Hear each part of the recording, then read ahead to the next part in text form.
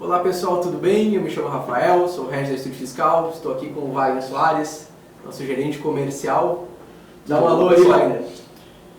Mais uma retrospectiva, né? Mais uma retrospectiva e hoje então esse é o tema. A gente não vem trazer nenhuma news nova, nenhuma notícia daqui pra frente, não.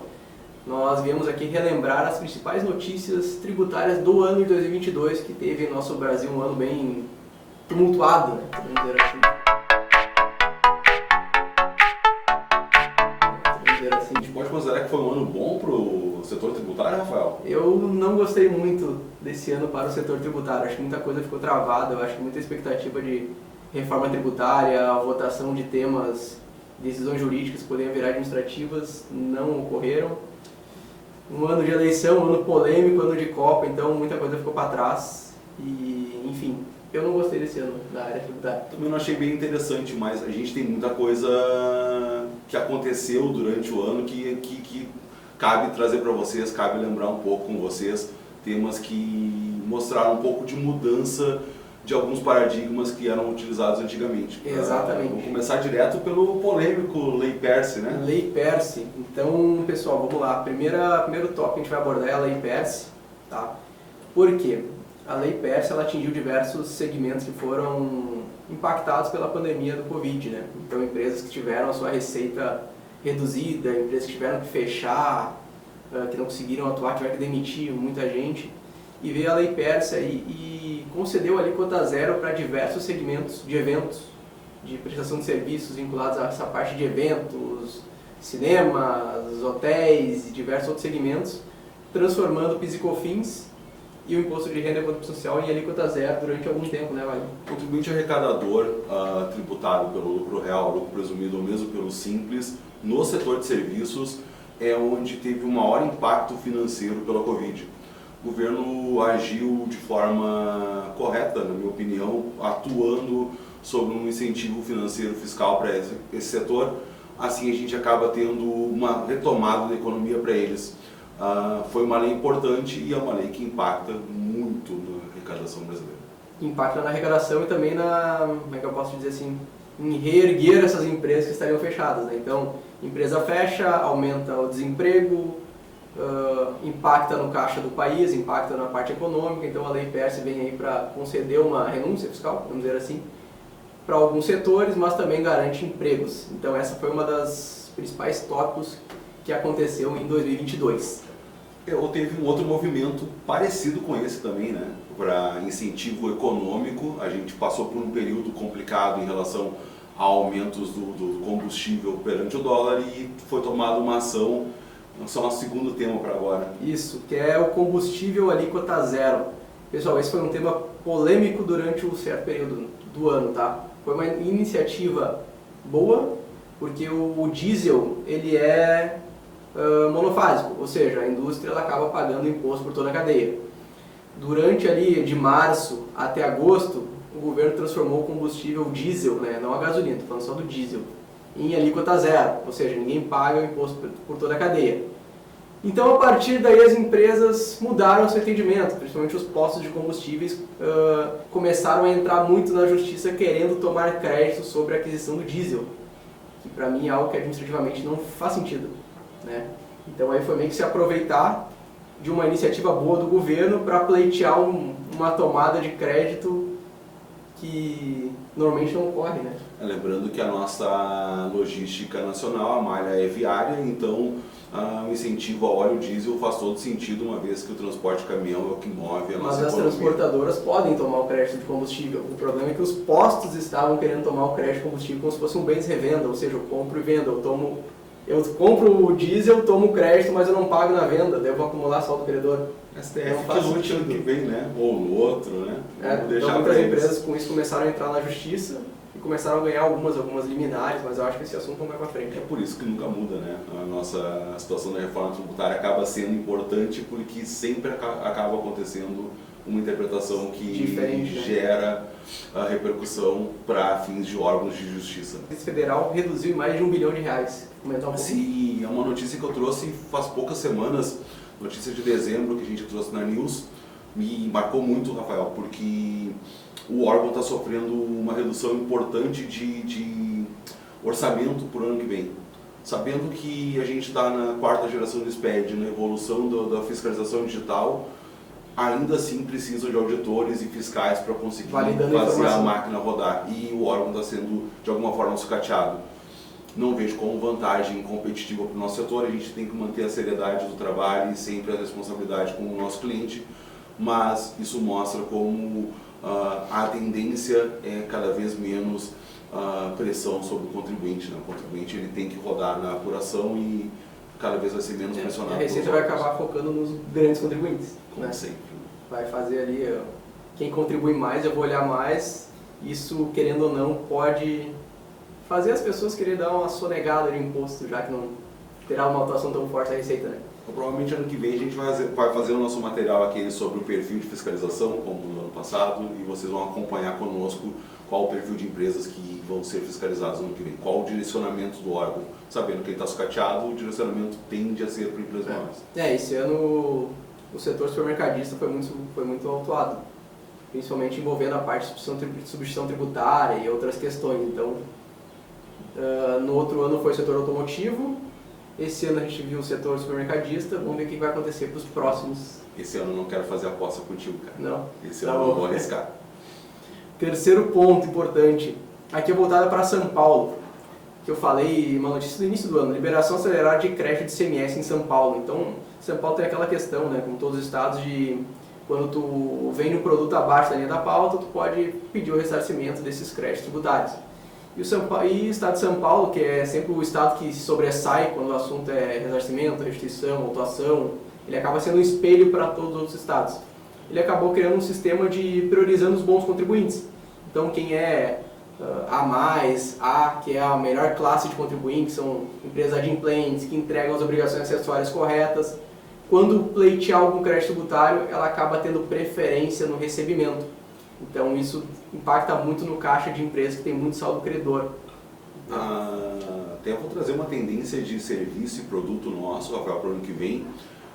Pensando que quando a gente faz revisões tributárias, vocês acompanham isso conosco na nossa rede, direto, nos nossos clientes atendidos, muita baixa qualidade de declarações, né? Uma tendência natural da gente conseguir multiplicar o nosso sistema para a melhoria de conformidade de declarações. O contribuinte que busca crédito precisa cuidar disso e acho que vai ser algo que vai ser muito dedicado para o nosso. Validar a declaração, né, pessoal? Muitas empresas acabam não entregando o SPED, entregam em branco e acabam não dando atenção, isso aí pode resultar numa multa de 5% do seu faturamento. Então, se atentem a isso. A própria qualidade da informação também é importante cuidar.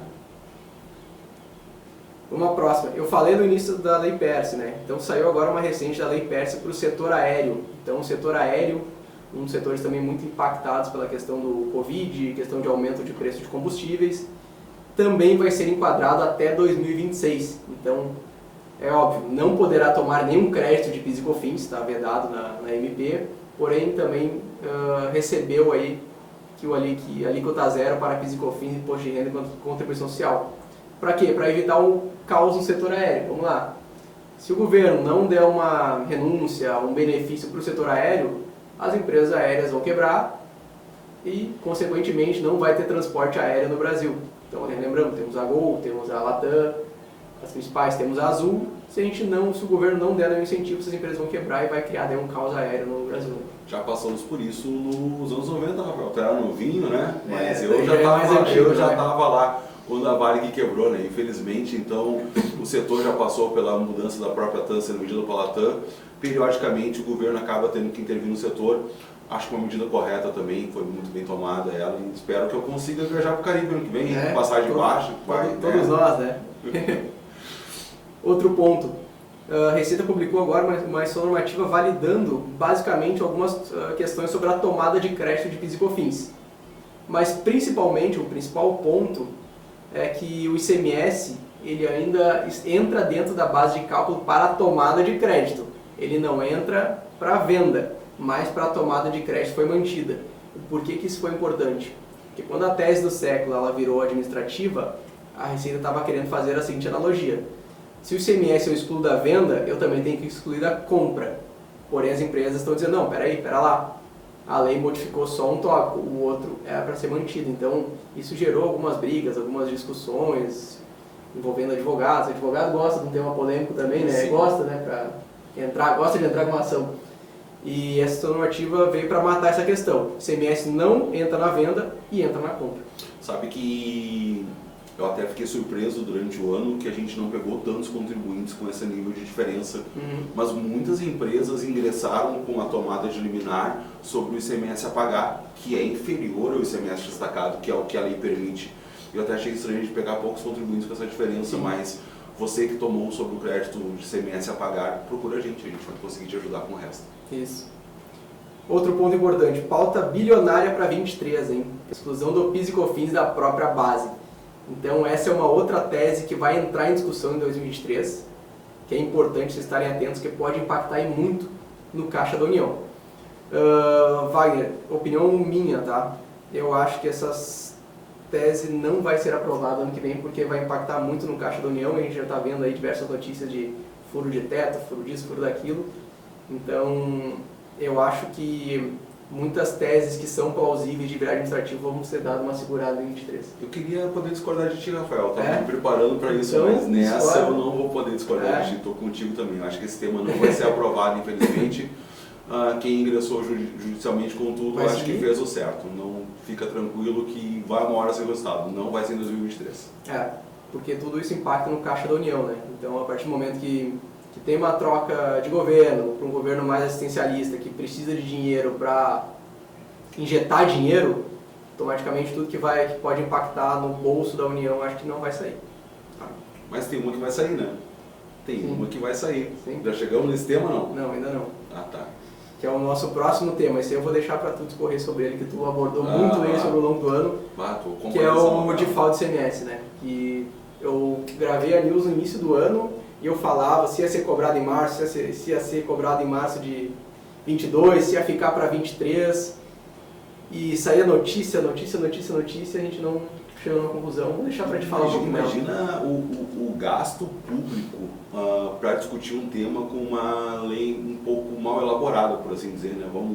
Não vamos poupar aqui o português. Insegurança jurídica do Brasil, como todo mundo fala. É muito complicado, então esse tema ficou discorrendo durante o ano todo, passou por diversas modalidades, tem efeito tributário financeiro para 2023, mas com o julgamento marcado para fevereiro.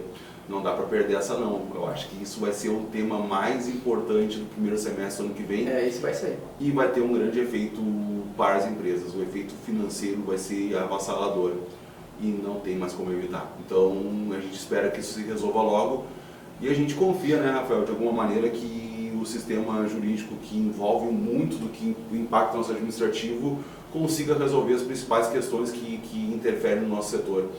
A gente confia muito que também você, nosso cliente, está muito bem assessorado, nos procurando, dentro do que for possível, que a lei permitir, que a gente tenha total segurança, a gente vai estar te ajudando a buscar. É isso. E Wagner, para a gente encerrar, eu vou até fechar meu computador aqui agora. Isso aí. Para a gente encerrar nossa última matéria, vocês devem ter visualizado na internet, na televisão, diversas operações da Receita Federal que ela vem realizando crédito podre. Isso é o que eu queria discorrer um pouquinho, vai até alongar o nosso vídeo, mas é só para dar uma introdução que ultimamente muita gente vem vendendo solução de crédito tributário milagrosa, tá pessoal? A gente trabalha aí, só eu trabalho aqui no estúdio há 10 anos, o Wagner tem mais tempo de trabalho como contador, o grupo aqui tem 20 anos de existência fazendo esse tipo de consultoria, porém, de um tempo para cá, o que está mais surgindo é contador milagroso, promete zerar a dívida tributária, zerar isso, zerar aquilo, apropriar crédito, mas não é bem assim. Milagre não existe. Tá?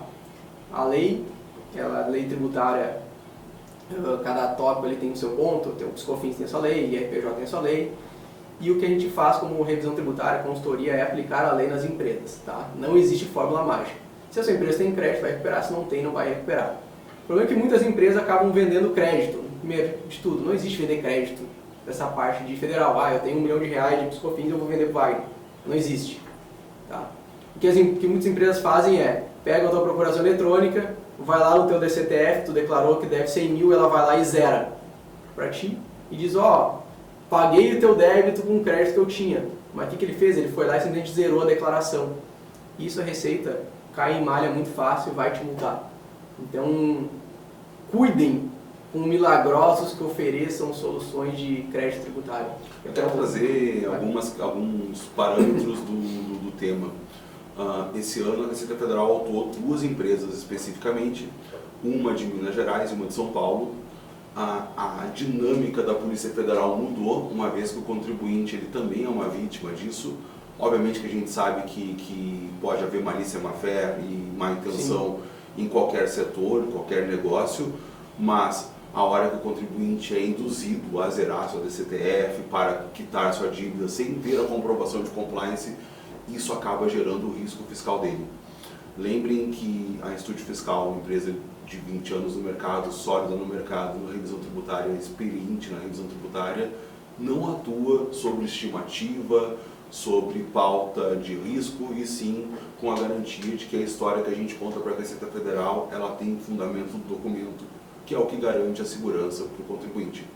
Essa aposta de que daqui a 5 anos a Receita vai te fiscalizar e eu já vou ter sumido com os meus carros importados ou com as armas. Existe, né? Eu nunca vi disso, aliás, né, Rafael? Como quando eles chegam nessas empresas tem arma, né? Sim. Metralhadora, fuzil, por quê, cara? É uma coisa que eu tenho que entender um dia.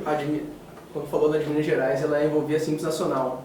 Pessoal, Simples Nacional tem benefício, tá? Mas é para alguns setores. É o setor de autopeças, é o setor de farmácia, é o setor alimentício, cosmético. Então esses têm esses benefícios.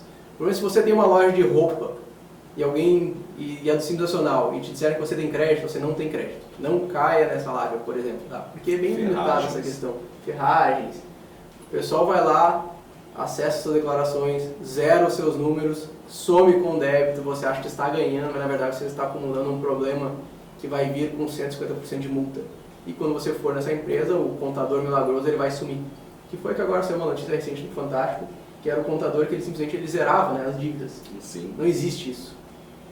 Então, cuidem quem oferecer serviço milagroso de revisão, de pagamento, disso, daquilo, porque não é bem assim que funciona, não existe isso. Tá aí uma tendência para 2023 que eu acredito que vão continuar essas deflagrações de investigações em empresas do setor que atuam de forma diversa do que a norma permite. Tu tá com a máquina sucateada, tu tá com cada vez orçamento menor para a máquina de fiscalização, então tu vai atuar de forma mais agressiva. E pessoal, por que eles chegam na empresa? Porque o volume de declarações alteradas, o volume de operações realizadas pelo mesmo usuário vão acabar chamando a atenção da transação. Aqui a gente não tem esse medo porque a gente não faz nada fora do que a legislação permite. Então, nosso volume é seguro. Eu apoio a Receita a fechar essas empresas aí que vendem crédito milagroso. Eu acho que tem que fazer mesmo. Também acho que sim. Tem que fazer e tem que criar um canal de denúncia para a gente denunciar, porque a gente vê muita coisa, muito cliente que nos procura aqui com um problema que outra empresa criou. Quando chega com um problema é mais difícil, né? É isso, né? Eu gosto de chegar com a solução, né? Mas também nos procure, qualquer coisa a gente está aqui. Então pessoal, essa foi a nossa retrospectiva de 2022. 2023 vamos estar aqui, eu e o Wagner, novamente trazendo novas notícias para vocês. Grande abraço e até! Espero que seja um ano brilhante pra gente, pra todos vocês, um excelente 2023. Vamos ver se vai sair reforma tributária, né? Acho que não vai sair. Eu acho que não vai sair também, é difícil.